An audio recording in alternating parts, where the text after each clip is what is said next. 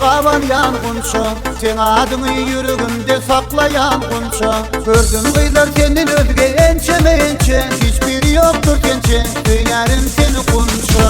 Tüyen seni kemmelerden qaban yanğunça, sen adyny yüregimde saklayan gunça. Gördüm gıylar senin özge ençe, hiçbiri yoktur kençe, tüyerim seni kunça.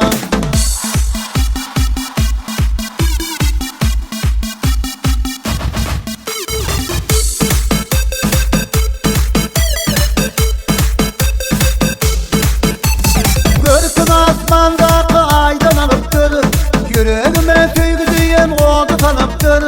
Sen bolmasan yaşayış yok ediydim bana, aşk girdin kunçalıydı gönlü kalıptır. Kırkın asmandaki aydan alıptır, yüreğime tüygü diyen oldu tanıptır. Sen bolmasan yaşayış yok ediydim bana, aşk girdin kunçalıydı gönlü kalıptır.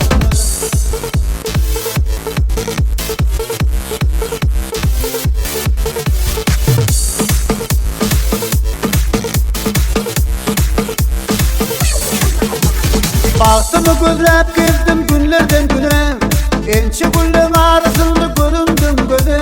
Ken qaraştım söyyen diyen yediydim bana, oğlum aydar toy tutanı gel kunçan dile. Söyyen seni kemmelerden qaban yanğunça, sen adyny yüregimde saklayan gunça. Gördüm gıylar senin özge ençe, hiçbiri yoktur kençe, söyyerim seni kunça.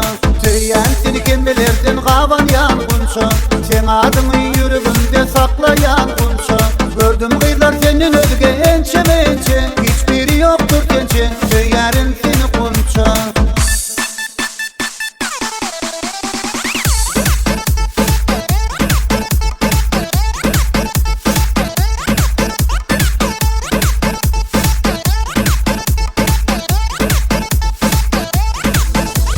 Mekrip yeni söyyerim, sen uğrumda köyyerim mekrica.